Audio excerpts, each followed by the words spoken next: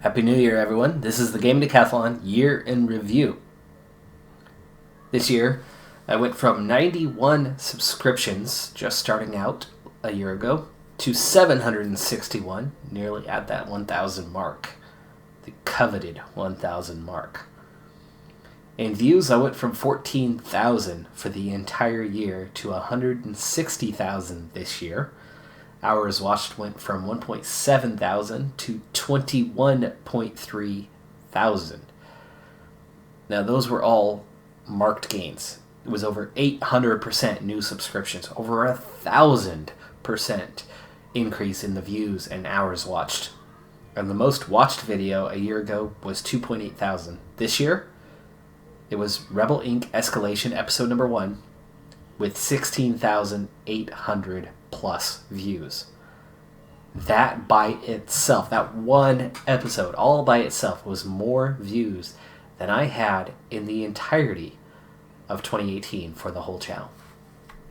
For games overall, the number of games played on the channel a year ago was 22. This year, 29, for a grand total on the channel thus far of 41. Independent titles, as I do have some series that overlap, a year ago was 18, this year 24, grand total 35.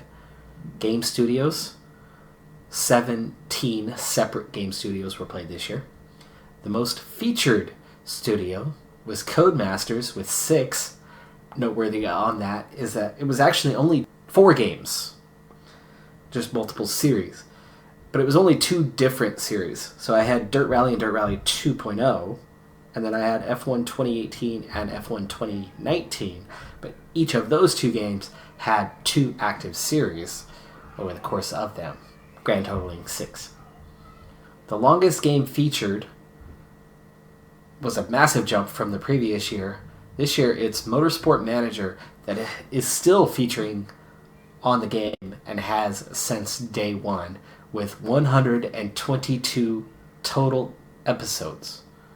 Noteworthy, though, that's spread out over 3 different series. I've restarted the series a couple times. The longest running series in total, also from the beginning of the channel till just recently, was 129 episodes, spread out over Draft Day Sports College Basketball 2017 and 2019, but it was the same running series. But the longest singular series is 86 episodes. That's Pro Cycling Manager 2018's career mode. The shortest series, just 6, same as a year ago. And that was Factorio Diggy. Problem with that series, great game, but it's been out a long time. And it was a mod. And it was a little known mod that just, with a small channel, no chance of it taking off. The algorithm didn't pick it up at all, so it just wasn't getting any views. On to the game stats. The highest score for an individual game this year in the Gaming Decathlon is 983 points by Pro Cycling Manager 2018's Pro Cyclist mode. That was our stage racer, but it was the only Pro Cyclist mode that we had for PCM 18. Nearly got to that 1,000 mark, which of course is the maximum score. The average game completion improved from 27% a year ago to 64% this year, meaning our average score was about 640 of those in the top 10 virtual best. The best week, 1,000 points better than a year ago, with 3,257 points scored back in week 49 just a few weeks ago. The worst score of the year was 1,402, and that happened not so long ago in week 37, after, over a course of a few weeks, quite a few games were swapped out, really bringing that score down. The biggest gain in a single week was week 45, where I picked up 876 points. The biggest drop in a single week was from week 9 to week 10, where I lost 755 points. For the virtual best, some landmarks this year. In week 4, we topped 4,536, which was the first real-world landmark that we hit in the history of the channel. That was beating the best Olympic decathlon score of a competitor from Turks and Caicos. And then another virtual landmark of 5,000. We surpassed that in week 8. 6,000 we hit in week 33. And then the next real world landmark, which was 6,132, just back in week 45. It took us a while to get there. We kind of hit a stalemate with a bunch of retired games and new games coming up and not cracking the top 10 of the virtual best for a while. And that was Afghanistan's all-time record holder in the Olympics. The virtual best average weekly gain, this is the one area that took a massive hit from a year ago, but it also makes sense. Once you have an established top 10, it takes longer for games to break into the top 10. It still saw a gain, but not as big as a year ago. This year, it was 37.7 for an average weekly gain.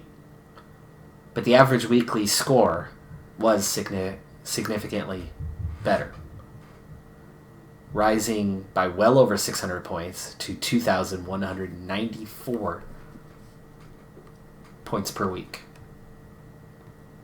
On to the awards, the big one. Game Awards for this year. The game of the year a year ago was my all-time favorite game, Europa Universalis 4. On to the most popular game that I've had in the history of this channel. For me, that's Pro Cycling Manager, and this year's Pro Cycling Manager 2019, with 64% of the votes, is the game of the year. The worst game, this one's not voted on, chosen by myself.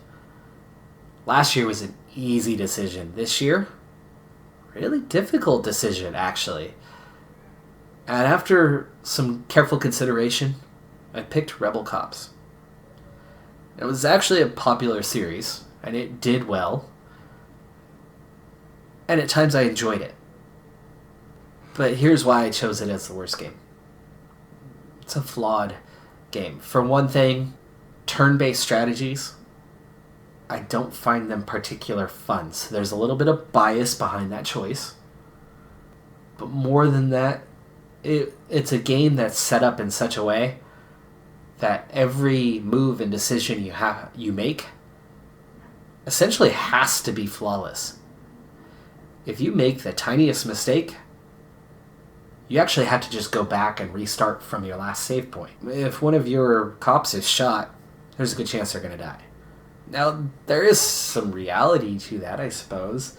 If you're shot in real life, there's a good chance that you're going to die, but there's also a good chance that you have some sort of body armor, or that it's just a limb that takes a wound, or it's a flesh wound. So in real life, there's a lot of occasions, actually, where you don't die from a single shot. But in this game, you get hit, and all of a sudden, there's a 100% chance that the next shot's going to kill you. The most fun, Transport Fever 2. Oh my goodness, I'm loving that series, but it's still pretty early, so that's why it was not a contender for Game of the Year. The most popular, technically overall as a whole, it's Pro Cycling Manager 2019, but I gave the award to Rebel Inc. Escalation. Reason for that is that 16,000 views on the first episode. The series drops off relatively quick after that, but it's still definitely popular. Lots of comments, and it's the first contender versus Pro Cycling Manager that I've had on this channel. Doesn't have the longevity. It won't be there forever like PCM, but definite popular, and it was a real surprise. It was unexpected. Saddest moment of the year, FM20. Could not believe that after FM18 and FM19 and the longevity of those series and how popular they were probably the second most popular besides PCM in the early days of the channel. I've had multiple comments throughout the year since I retired FM19 a bit early, a desire for FM to come back. And it's one of the most popular games on the planet. And I got a fair amount of views for FM18 and FM19. And then FM20 comes out, and nothing. Crickets. So for me, that's really sad. but I have hope yet, because I'm actually just about to launch a new series from FM20 as a challenge series. Special challenge series. I'll keep my standard FM20 going until the end of the season, but a special challenge series that is prepped and ready to go, that I'm putting a lot of work into setting up. I don't want to give away the details, but be sure to check it out, because it's going to be epic in scale and what I'm trying to do with that series. But that does it for the 2019 Gaming Decathlon Year in Review. Thank you for checking this out. Thank you for sticking with the channel. Thank you for the subs and all the views. I'm so excited by the growth of the channel this year. It has been absolutely massive. I do in a month now what took me all of 2018 to do. And that's pretty exciting stuff. So, can't wait to see what 2020 brings. Happy New Year, everyone.